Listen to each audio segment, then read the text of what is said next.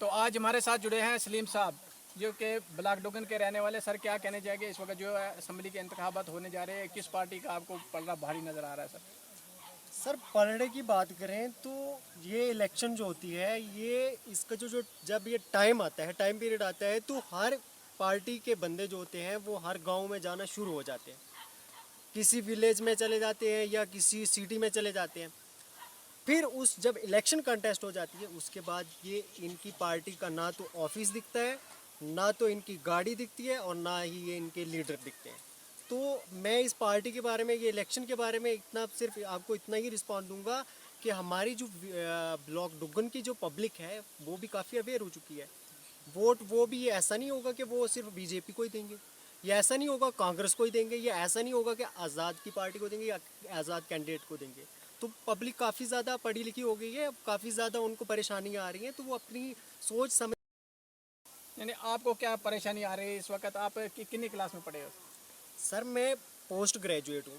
2018 से मैं graduation complete कर चुका हूँ। उसके बाद मैं प्राइवेट स्कूल्स में अभी तक अटैच हूँ, प्राइवेट ट्यूशन से अटैच हूँ। अब हमारे यहाँ पे, हमारे पूरे इंडिया की बात करूँगा मैं, हमारे प्राइवेट्स जो स्कूल, प्राइवेट स्कूल एसोसिएशन जो है, उन्होंने कोई ऐसा क्राइटेरिया नहीं रखा है कि जो वहाँ पे एम्प्लॉय लगेंगे, जो टीचर लगेंगे, उनके लिए कोई फिक्स सैलरी नहीं रखी है उन्होंने। मैं 2017 से प्राइवेट स्कूल्स के साथ अटैच हूँ। 2000 सैलरी, 2000 सैलरी सर। एक एक बच्चा पढ़ाई करता है तो वो ग्रेजुएशन तक उसका लाखों रुपए खर्च हो जाता है। क्या वो लाखों रुपए खर्च करने के बाद वो 1000 रुपए सैलरी पे काम करेगा? हमसे अच्छे तो वो इलिटरेट है, वो अनपढ़ गंवार है, जो कि 500-600 रुपये दिहाड़ी और महीने का 20,000 रुपये ले रहे हैं, 20,000 कमा रहे हैं। हमने पढ़ाई करके गुनाह कर दिया सर। मैं तो इतना ही बताऊंगा, अपनी जो, मेरी तरफ से यही संदेश रहेगा, यही मेरी तरफ से मैसेज रहेगा कि अपने बच्चों को पढ़ाएं ना, अपने बच्चों को स्कूल ही ना भेजें। किस लिए भेजना है भाई?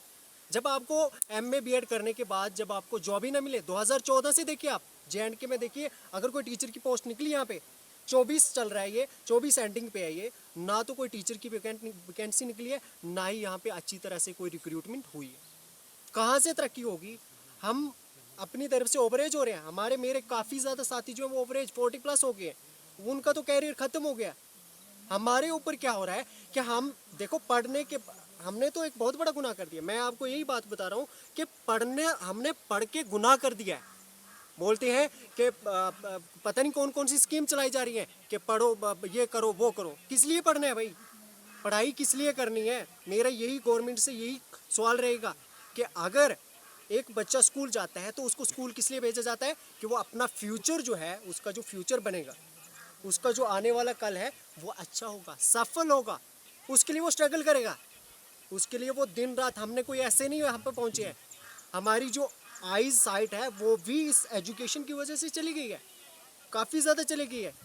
इस एजुकेशन की वजह से हमने ग्रेजुएशन की, जम्मू यूनिवर्सिटी से मैंने ग्रेजुएशन करी है, उसके बाद मास्टर डिग्री करी है, computer DCA, directorate of computer application करा है। उसके बाद अभी तक जो है फुटपाथ पे है, दिहाड़ी लगाने की मजबूरी पे है। दिहाड़ी भी नहीं लगाई जाती सर, दिहाड़ी लगाने के काबिल नहीं है कि हम दिहाड़ी लगा सकें, क्योंकि हमें वैसा प्लेटफॉर्म, वैसा ट्रैक नहीं मिला कि हम, अगर पहले से हमने पढ़ाई नहीं की होती तो आज हम जो है काफ़ी, मतलब या तो कारपेंटर होते या तो कोई अच्छा बिजनेस वगैरह कर रहे होते। लेकिन हमने पढ़ाई करके बहुत बड़ा गुनाह कर दिया, क्योंकि 2000, मैं आपको फिर से बता दूं, 2014 से लेकर 24 तक कोई टीचर की रिक्रूटमेंट नहीं निकली है। फिर कहाँ से हम मतलब अपना फ्यूचर देखें? तो देखें कहाँ? हमने एक अपना जो आने वाला कल जो है वो अपना अंधेरे में डाल दिया है। उसका कारण हम खुद ये है कि हमने पढ़ाई करी है। मैं अपने यूथ, जितना भी यूथ पढ़ाई कर रहे हैं, मैं उनको तो इतना ही संदेश दूंगा कि आप 10th करिए, उसके बाद अपना कोई कारपेंटर का या अपना कोई खेती बाड़ी का काम करिए। पढ़ाई नहीं करना, पढ़ाई करके कुछ नहीं मिलेगा। बाद में हमारी तरह जो है प्राइवेट स्कूल्स में भटकना पड़ेगा, प्राइवेट स्कूल्स में पढ़ाना पड़ेगा, 1000-1000, 2-2 हज़ार के लिए महीना भर गुलामी करनी पड़ेगी। उसके बाद जो है जब 30 साल की उम्र में पहुंच जाओगे, वहाँ से भी लात मारेंगे, और उसके बाद जो है वो आपको फुटपाथ पे चलना पड़ेगा।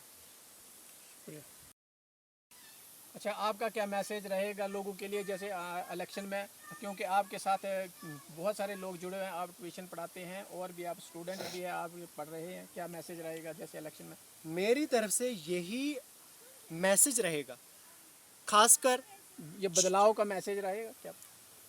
खासकर जो अभी रनिंग गवर्नमेंट है, जो अभी हमारी जो सरकार चल रही है बीजेपी, मैं काफ़ी ज़्यादा I am a big fan of Shri Narendra Damodar Das Modi. मैं काफ़ी ज़्यादा उनका बहुत बड़ा फ़ैन हूँ। उनसे मेरी यही अपील रहेगी कि खासकर यूथ के ऊपर ध्यान दिया जाए, क्योंकि आज का जो यूथ है काफ़ी ज़्यादा ड्रग्स की तरफ जा रहा है, काफ़ी ज़्यादा नशेखोरी की तरफ जा रहा है। उसका कारण यही है, unemployment rate is on peak. Unemployment rate जो है वो काफ़ी ज़्यादा पीक पे पहुंच चुका है। हमारे जो यहाँ के रिमोट एरिया है, हमारा जो बनी का एरिया है, ब्लॉक डुगन का एरिया, ये काफ़ी ज़्यादा सेफ एरिया हुआ करता था। जब हम स्टूडेंट थे हम काफ़ी ज़्यादा सेफ हुआ करते थे। हमारे टाइम ये नशाखोरी जो थी वो बहुत ज़्यादा कम थी, सिटी में हुआ करती थी। लेकिन अब मैं जब से मुझे 1-1.5 साल हो गए यहाँ पे रहते हुए, मैं शिफ्ट हो गया था और एक से 1.5 साल हो गए यहाँ पे आए हुए, और मैं यहाँ पे देख रहा हूँ तो पूरी तरह से जो कल्चर है, पूरी तरह से जो नौजवान है, जो हमारी तरह जो स्कूल जा रहे हैं, जब हम स्कूल जाया करते तो वो काफ़ी ज़्यादा नशेखोरी में डूबे हुए हैं। उसका कारण ये है कि उनको अच्छी तरह से शिक्षा नहीं दी जा रही है, उनको अच्छी तरह से वो इन्वायरमेंट नहीं दिया जा रहा है, क्योंकि उनके जो बड़े मेंबर हैं, उनके जो बड़े भाई बहन हैं, वो अनएम्प्लॉयड हो गए। वो पढ़ाई करने के बाद वो नशेखोरी में वो खुद चले गए। उसका कारण यह है कि उनका इफेक्ट जो है वो उनकी छोटे भाई बहनों के ऊपर भी पड़ रहा है। और मैं अभी जो आपने पूछा क्वेश्चन कि इलेक्शन, जो अभी इलेक्शन हो रही है, उनको क्या मैसेज रहेगा, उनको वोट की बात करता हूँ।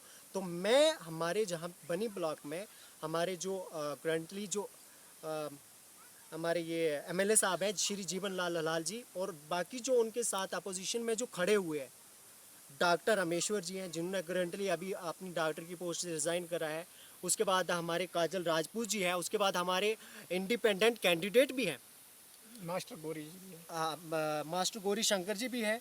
तो मैं जो है, मुझे भी काफ़ी ज़्यादा, मेरा अपनी फैमिली का जो वोट बैंक है वो काफ़ी 20 से 40 के बीच में हमारा जो फैमिली का वोट है वो 40 to 50 के बीच में इतना हमारे फैमिली का वोट जाता है। तो हमारा वोट कास्ट होगा वन कैंडिडेट को। हम किसी एक कैंडिडेट को ऐसे नहीं करेंगे कि 10 वोट उसको दे दिए। हमने आज तक किसी से, हराम है कि हमने अगर किसी भी पार्टी से अगर 1 रुपया भी लिया हो, तो मैं ओपनली कैमरा के सामने, मीडिया के सामने बता रहा हूँ, हमने 1 रुपया भी, हराम है हमें, हमारे ऊपर, कि हमने अगर किसी से 1 रुपये की अगर चीज़ भी ली हो, किसी पार्टी से, किसी पॉलिटिकल लीडर से, कि उनको हम वोट देंगे, तो हमारा जो वोट है वो हमारा डिस्ट्रीब्यूशन नहीं होगा। जो कैंडिडेट हमारी बात को सुनेगा, हमें समझेगा, हमें पूछेगा कि आपकी प्रॉब्लम क्या है। मैं जितने भी अभी कैंडिडेट खड़े हुए हैं मैं उनसे बातचीत कर चुका हूँ फ़ोन पे। एक अपने श्री जीवन लाल हलाल जी से, उनको छोड़ के मैं अपने जितने भी कैंडिडेट खड़े हुए हैं उनसे मैं फ़ोन पे बातचीत कर चुका हूँ कि हमारी ये समस्या है। हम एक पोर फैमिली से बिलोंग करते हैं, क्योंकि एक पोर फैमिली जब किसी सेटबैक में आ जाती है तो वो अपना सहारा देखती है, या तो वो देखती है कि हमारा पॉलिटिकल सियासी कोई लीडर है तो वही हमें स्टैंड अप कर सकता है, या तो फिर वो देखती है कि अगर उनका कोई और नुमाइंदा है जो उनकी सलाह उनको सपोर्ट कर सकता है। और मैं बाकी लीडरों से बात कर चुका हूँ। मैं इनकी तफसीलन बात मैं आपको 12 के बाद बताऊँगा, लेकिन मुझे अभी जो हमारे एक्स एमएलए हैं उनसे बात करने को रही है। मैं उनसे बात भी करूंगा, आज या कल मैं उनसे भी बात करूंगा, क्योंकि उन तक मैसेज देना था, वो उन तक मैसेज पहुंच चुका होगा। मैंने एक फ्रेंड को बोला था कि उनसे बात करना, अगर उन तक बात पहुंच चुकी होगी या मैं उनको कॉल करूंगा, अगर वो मेरी बात, वो हमारी समस्या का हल निकालेंगे तो हमारा वोट उसी पार्टी की तरफ जाएगा। शुक्रिया सर।